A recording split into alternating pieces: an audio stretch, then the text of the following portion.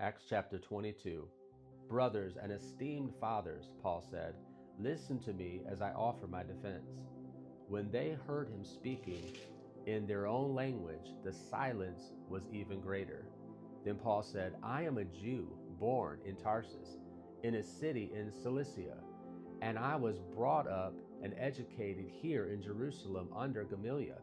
As his student, I was carefully trained in our Jewish laws and customs. I became very zealous to honor God in everything I did, just like all of you today. And I persecuted the followers of the way, hounding some to death, arresting both men and women, and throwing them in prison. The high priest and the whole council of elders can testify that this is so. For I received letters from them to our Jewish brothers in Damascus, authorizing me to bring the followers of the way from there to Jerusalem in chains to be punished. As I was on the road approaching Damascus, about noon, a very bright light from heaven suddenly shone down around me.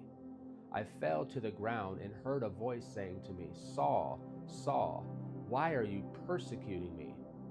Who are you, Lord? I asked.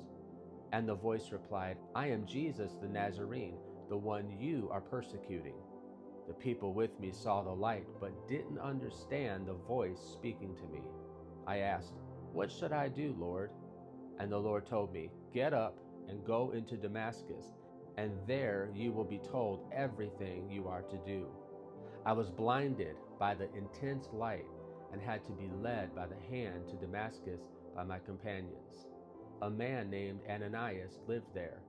He was a godly man, deeply devoted to the law and well regarded by all the Jews of Damascus. He came and stood beside me and said, Brother Saul, regain your sight.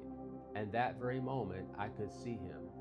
Then he told me, the God of our ancestors has chosen you to know his will and to see the righteous one and hear him speak. For you are to be his witness, telling everyone what you have seen and heard. What are you waiting for? Get up and be baptized. Have your sins washed away by calling on the name of the Lord. After I returned to Jerusalem, I was praying in the temple and fell into a trance. I saw a vision of Jesus saying to me, hurry, leave Jerusalem, for the people here won't accept your testimony about me. But Lord, I argued, they certainly know that in every synagogue I imprisoned and beat those who believe in you. And I was in complete agreement when your witness Stephen was killed. I stood by and kept the coats they took off when they stoned him. But the Lord said to me, go, for I will send you far away to the Gentiles. The crowd listened until Paul said that word. Then they all began to shout, away with such a fellow. He isn't fit to live. They yelled, threw off their coats, and tossed handfuls of dust into the air. The commander brought Paul inside and ordered him, lashed with whips, to make him confess his crime. He wanted to find out why the crowd had become so furious. When they tied Paul down to lash him, Paul said to the officers standing there, is it legal for you to whip a Roman citizen who hasn't even been tried? When the officer heard this, he went to the commander and asked, what are you doing? This man is a Roman citizen. So the commander went over and asked Paul, tell me, are you a Roman citizen? Yes, I certainly am, Paul replied. I am too, the commander muttered, and it cost me plenty.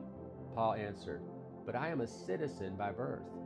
The soldiers who were about to interrogate Paul quickly withdrew when they heard he was a Roman citizen, and the commander was frightened because he had ordered him bound and whipped. The next day, the commander ordered the leading priests into sessions with the Jewish high council. He wanted to find out what the trouble was all about, so he released Paul to have him stand before them.